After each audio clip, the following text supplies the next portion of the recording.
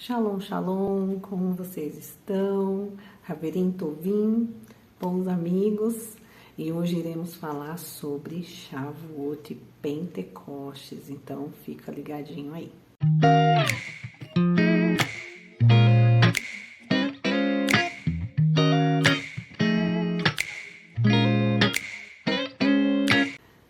E estamos aqui mais uma vez, vivendo essa época que eu tenho a sensação que a Páscoa ainda não acabou. Afinal, das 7 festas solenes, as festas sagradas importantes durante o ano que temos, 4 delas acontecem agora. E eu costumo dividir em 2 grupos, assim fica mais fácil a gente entender, mas nós temos as festas da primavera e do outono. E a primavera inclui, Páscoa, Pão Asmo, e agora nós estamos nesse tempo em que tudo fica muito sensível espiritualmente falando. Quem discerne o mundo espiritual entende bem essa questão, e as festas nós sabemos que elas abrem portais no mundo espiritual. Por isso que é importante nós estarmos aí ligadinhos. A gente viu que acabou de acontecer agora, esse show com a Lady Gaga, que, gente, é sem palavras, Ainda bem que tem muitas pessoas aí falando do absurdo, que foi, e nós sabemos que não foi um show, foi um culto de adoração, de invocação, e justamente agora, nessa época que nós estamos de Shavuot. Agora, vamos lá, diferenciação, Porque Shavuot e Pentecostes, nós sabemos que quando Jesus ressuscitou, ele fica as 7 semanas, esse período de Shavuot, com os discípulos, ressurreto, e quando ele vai partir, ele fala: eu não vou deixar vocês órfãos, eu vou, mas eu envio o Espírito Santo. Então, na verdade, nós recebemos 2 bênçãos nessa época, porque no Antigo Testamento e em Israel eles estão celebrando Simchat Torah, que é a alegria de ter a Torá, é a chegada da palavra de Deus, da Bíblia. Então, na verdade, nós temos aí o Espírito Santo, Pentecostes, que Jesus enviou para nós, está conosco, nosso Consolador, e nós temos a palavra. E em Israel é muito celebrado. Eu não tinha vivido isso ainda, até que lá, o tempo que eu fiquei lá, era muito gostoso essa época, as escolas, como que as crianças interagem, recebendo ali rolos, da Bíblia, até mesmo em forma de doces. É muito interessante. Eu vou estar deixando aqui um vídeo depois para vocês verem, acompanharem. E é uma época realmente de muita alegria, em que Moisés ele recebe ali a Torá, a instrução, para que o povo, pudesse viver em nós, o povo, falo nós, que até hoje está aí a palavra de Deus, que ela é viva e eficaz na nossa vida.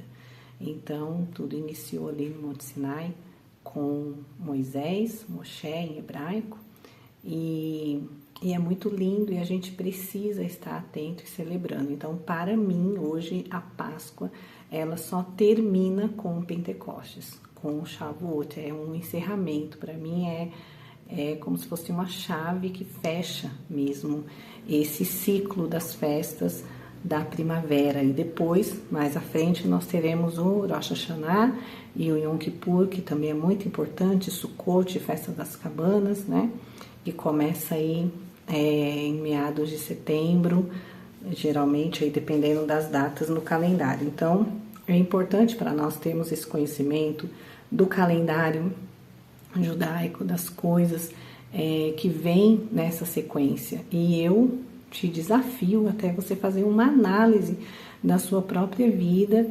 Eu estava até falando com algumas pessoas sobre isso. O que aconteceu na sua vida? O que acontece nessas estações, geralmente? Faça uma análise, nos últimos anos.